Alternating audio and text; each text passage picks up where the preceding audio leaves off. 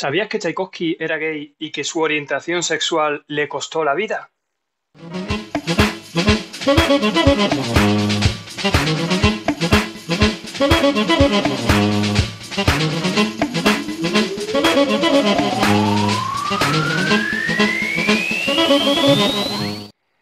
Hola, te doy la bienvenida a Escena y Terapia, el canal de las artes escénicas y las terapias creativas. Este será el primero de un par de vídeos que a modo de dístico me servirán para contarte en este capítulo 1 la vida de este atormentado compositor ruso del siglo XIX y cuáles fueron los orígenes, bastante oscuros por cierto, del ballet El lago de los cisnes de Tchaikovsky.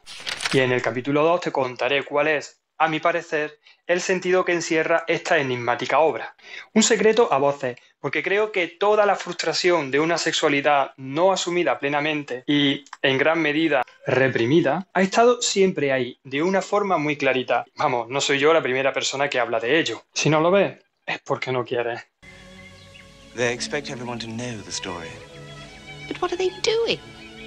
Shh!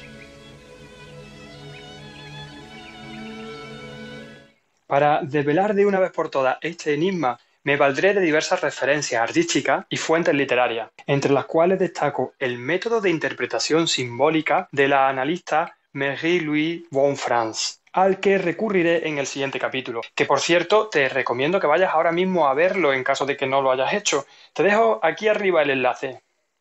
Pero sobre todo pongo el objetivo sobre lo que, en mi opinión, pudo significar la creación de esta obra para su autor, Piotr Ilich Tchaikovsky, para lo que, en primer lugar, te invito a zambullirte conmigo en su vida. Hablemos de Tchaikovsky. Como todo el mundo sabe, un compositor ruso del siglo XIX y uno de los compositores más emblemáticos de toda la historia. Fue un niño hipersensible. Bueno, de niño y de adulto, porque estas cosas no cambian. Se aprende o no a vivir con ellas, pero para bien o para mal, la sensibilidad de uno le acompaña hasta la tumba. Tuvo una inteligencia superdotada. A los 6 años tocaba perfectamente el piano y destacaba en sus estudios formales. A los 7 años dominaba el alemán y el francés. De pequeño su institutriz le llamaba niño de cristal o niño de porcelana. Lo tuvo que pasar mal el chico, ya te lo digo yo ya. Una Navidad lo llevaron a una representación de ballet y se cuenta literalmente que la orquesta sinfónica lo conmovió tan profundamente que perdió la memoria durante algunos días.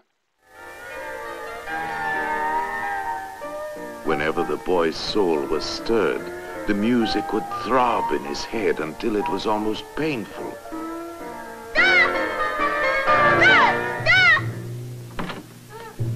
What is the matter, Pierre? Oh, your head is burning. The music, it's in here. It won't let me sleep.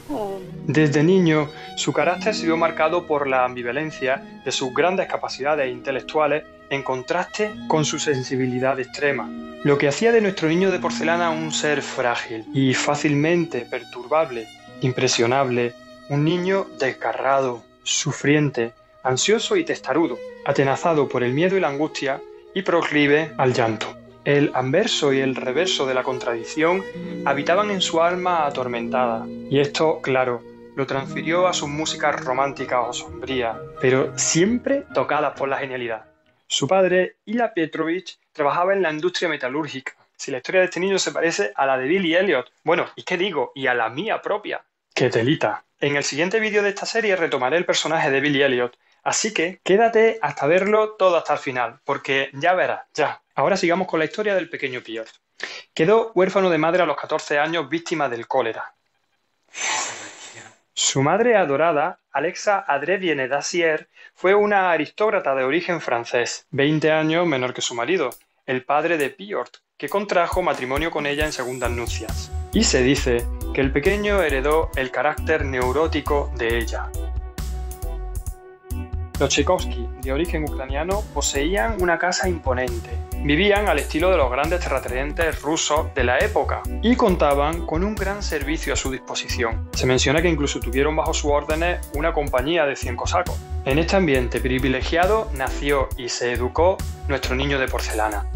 Aunque Piotr comenzó a estudiar música desde pequeño, su familia decidió que debía de estudiar Derecho, llegando a ocupar el cargo de redactor en el Ministerio de Justicia a los 19 años. Y ya empezamos. ¡Qué bien toca el niño! ¿Qué dice? ¿Que quieres ser compositor, Piotr? Pues no, vas a estudiar Derecho. Vas a ser redactor del ministerio. En su época de estudiante de Derecho, sufrió dos sucesos traumatizantes que lo marcaron profundamente.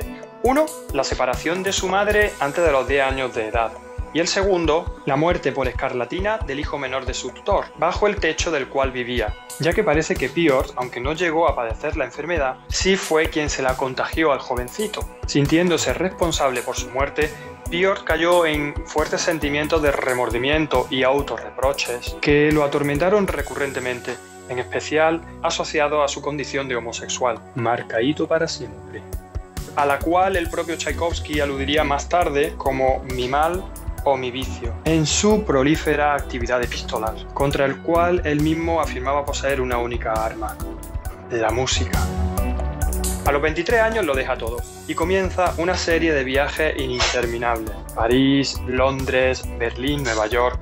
Una larga peregrinación cuyo último propósito no parece otro que una huida de sí mismo. Bueno, una huida o una búsqueda de sí mismo, según se mire, porque al regreso de sus viajes sería cuando tomara la decisión de estudiar música. Vamos, que en este sentido al menos empezó a asumirse el muchacho. Terminando sus estudios 3 años más tarde en el Conservatorio de San Petersburgo con mención honorífica y accediendo luego a la cátedra de composición en el Conservatorio de Moscú. En Rusia la homosexualidad se consideraba un acto bestial, castigado con el destierro a Siberia, aunque la verdad es que dicho castigo se aplicaba dependiendo de la clase a la que se perteneciese. La homosexualidad se toleraba en la aristocracia, la burguesía y las altas esferas de la intelectualidad, donde se encontraba Tchaikovsky. Esos ruidos, el cuchillo en la mesa. Mientras, eso sí, se mantuviese el decoro. Sin embargo, Tchaikovsky jamás asumió del todo su homosexualidad, al contrario de su hermano pequeño, Modest, quien, también homosexual, lo vivía con alguna normalidad. En 1876, Tchaikovsky escribió a su hermano: «Hay personas que no pueden parar de despreciarme por causa de mi vicio. Deseo por medio del matrimonio o de algún vínculo público con una mujer callarle la boca a esos despreciables». Y así es como en 1877, año del estreno de la primera versión del Lago de los Cisnes, contrae matrimonio con Antonina Miliukova, lo cual suponía un rotundo fracaso. 2 meses más tarde, Tchaikovsky huía a Suiza y su esposa ingresaba en un sanatorio mental donde viviría hasta el resto de sus días. Este dato me parece importantísimo respecto a mi intención de relacionar el significado que pueda tener el Lago de los Cisnes con la vida del autor, porque ¿quién encarna este fatídico matrimonio en el cuento? Pues el Cisne Negro, obviamente. Tras su separación, Tchaikovsky se aferra a su trabajo como compositor con más fuerza que nunca, empleándose por entero a la creación de la partitura de su primer ballet, aunque también le sobra algún tiempo para entablar relación con algunos músicos, también homosexuales, como el violinista Joseph Kotek, o simplemente busca encuentros sexuales con jóvenes y adolescentes como el pequeño Alexander, con quien fue sorprendido en pleno acto sexual por el tío del jovencito, el conde Stenbock-Fermo. Y retomando la narrativa del cuento, ¿qué personaje podía representar a este jovencito? Bueno, a este y a todos los amantes que tuviera Tchaikovsky. Pues claro, obviamente el Cisne Blanco. ¿Y quién podría representar a este conde que le complica la vida? Rothbard, el brujo malo. The man is the prince. The woman is called Odile. He thinks she's the pure, beautiful swan woman he dreams of marrying. But she's a cheat. She'll destroy him. You'll see it happen in a few moments. Thank you. My husband wrote this music, you know.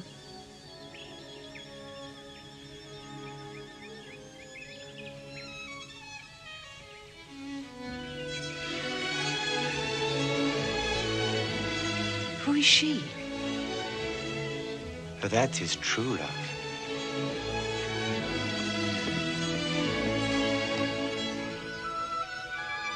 And that's the wicked uncle.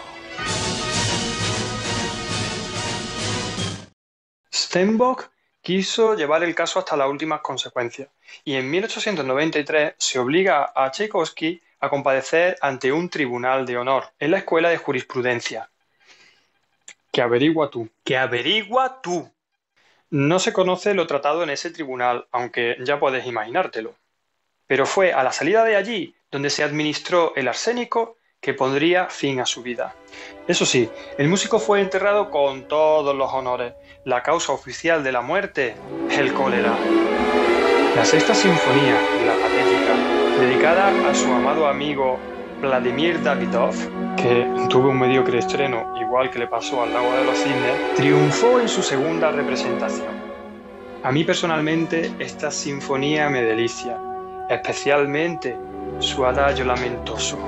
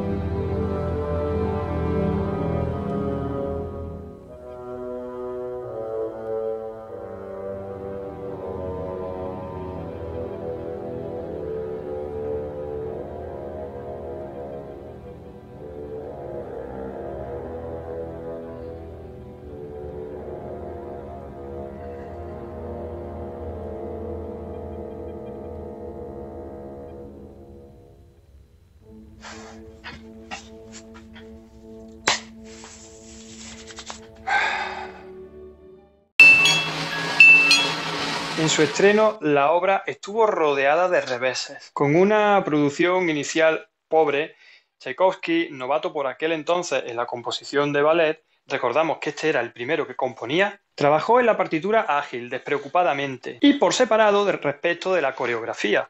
Algo que por otra parte es muy normal en el ámbito de la danza contemporánea de hoy en día, pero que por aquel entonces desconcertó a Reisinger, el coreógrafo del ballet, quien empezó a dejar de lado ciertos números que calificó como poco aptos para ballet. Incluso inició la coreografía de las danzas con música de otros compositores, pero Tchaikovsky protestó y sus piezas fueron restituidas.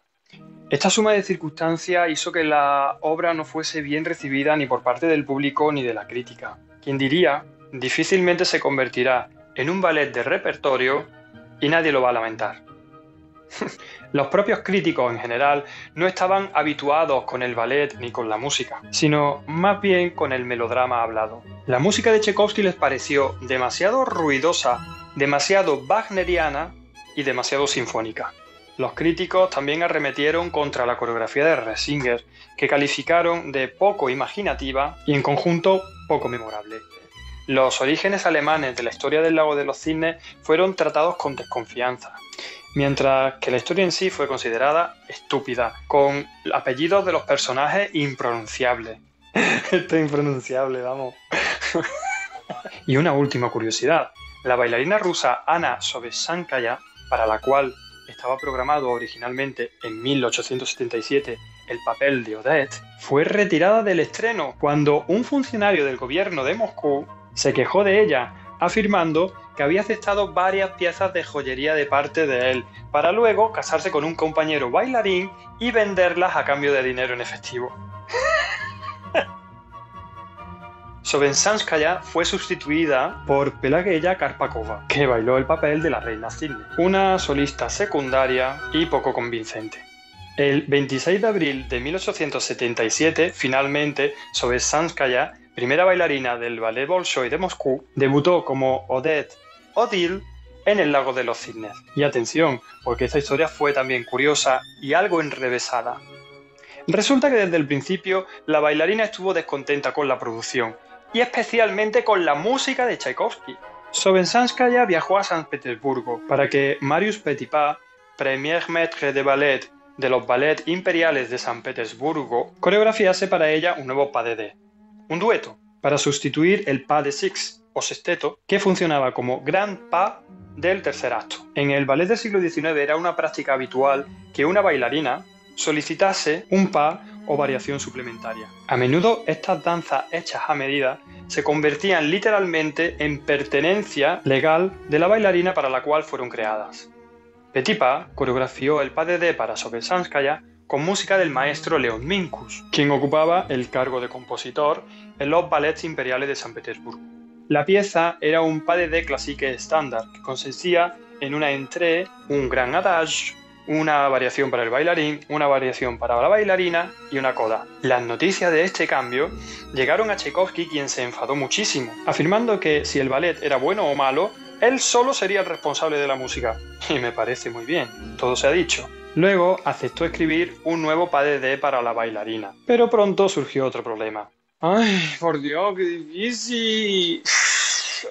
Sovetsanskaya no tenía reservas en cuanto a interpretar este nuevo pas con la música de Tchaikovsky, pero quería conservar la coreografía de Petipa y no estaba dispuesta a tener que volver a viajar a San Petersburgo para que el maestro de ballet le arreglase la variación. A la luz de esto, Tchaikovsky aceptó componer un nuevo pas cuyos acentos y ritmos encajaran perfectamente en la partitura compuesta por Leon Minkus, hasta tal punto que ni siquiera requeriría que la bailarina lo ensayase. Sovetsanskaya quedó tan satisfecha con la nueva creación de Tchaikovsky sobre la música de Minkus que le pidió que compusiera para ella otra variación adicional, lo cual Tchaikovsky hizo.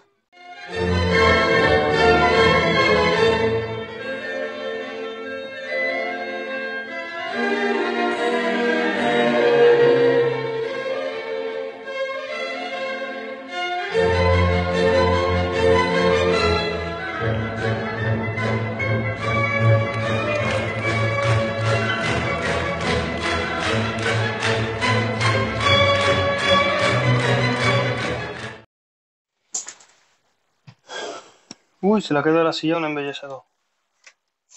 En 1880 y 1882, el ballet se repuso en el Teatro Bolshoi de Moscú, esta vez con coreografía de Joseph Hansen, aunque no parece haber sido nada relevante tampoco. La segunda escena del Lago de los Cisnes fue representada el 21 de febrero de 1885 en Praga por el Ballet del Teatro Nacional, en una versión montada por el coreógrafo August Berger. El ballet se presentó durante 2 conciertos dirigidos por Tchaikovsky. El compositor anotó en su diario que experimentó un momento de felicidad absoluta cuando se representó el ballet. La producción de Berger siguió el libreto de 1877, aunque los nombres de Siegfried y Benno, el amigo del príncipe, fueron sustituidos por Jaroslav y Zdenek, con el papel de Benno interpretado por una bailarina travestida. Fast, 400 on the dash, 55 bills, but 50 for the tax on the... El éxito llegaría el 15 de enero de 1895, 18 años después, en el Teatro Mariinsky de San Petersburgo, esta vez con coreografía de los grandiosos Marius Petipa en los actos primero y tercero y Lev Ivanov en los actos blancos segundo y cuarto, versión que gozó también de algunas mejorías en la música. Las primeras ideas de Tchaikovsky fueron reorganizadas y este compuso un nuevo pas de deux para el Cisne Negro. Desde entonces han sido numerosísimos los cambios realizados a la obra, de libreto, estructura, finales e incluso revisiones revolucionarias para todos los gustos. La versión propuesta por Tchaikovsky acababa con final feliz. Sin embargo, yo personalmente prefiero otros finales trágicos por considerar que son los que mejor se ajustan al espíritu romántico y a las propias circunstancias del autor. En la versión del estreno, los dos amantes logran derrotar al brujo y son felices y comen perdices. No veo yo a la reina cisne comiendo pajaritos. No, ni siquiera después de haberse liberado del conjuro que la transformaba en ave. Te dejo las fuentes literarias en la caja de descripción. Y si te interesan las curiosidades de la danza, te recomiendo el artículo que he encontrado en Wikipedia porque te va a encantar. Libretto, del italiano libretto, librito, en el contexto en el que nos situamos, es el texto que recoge la puesta en escena de un ballet, aunque también podría ser de una ópera. Un buen libreto debe de ser efectivo teatralmente y a la vez adaptarse a los requerimientos de la música. Algunas obras se han concebido a la vez que el libreto, pero lo más frecuente es que el libreto sea una idea original o una adaptación libre de una obra teatral o de una novela.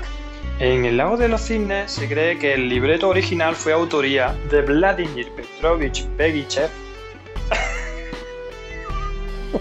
y Vasily Helzer. Se compuso a partir del cuento alemán El velo robado, de Johann Musaus. El pato blanco, un cuento ruso, también tiene cierta semejanza con la historia del ballet y puede haber sido otra posible fuente.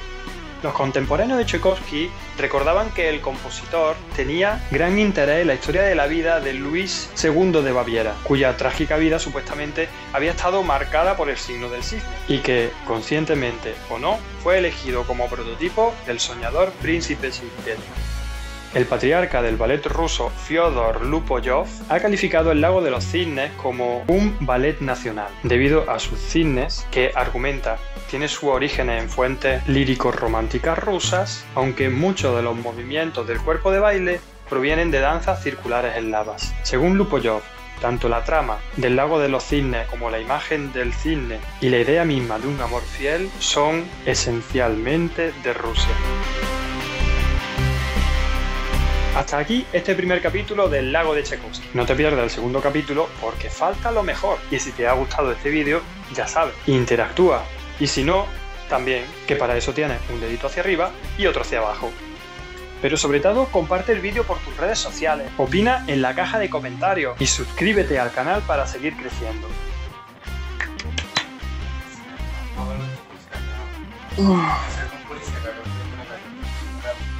¿Y te detiene por qué? Me ha detenido, he dicho que me detenga. No haga ruido, por favor. Pues voy a abrir los platos. No. En Rusia la homosexualidad se...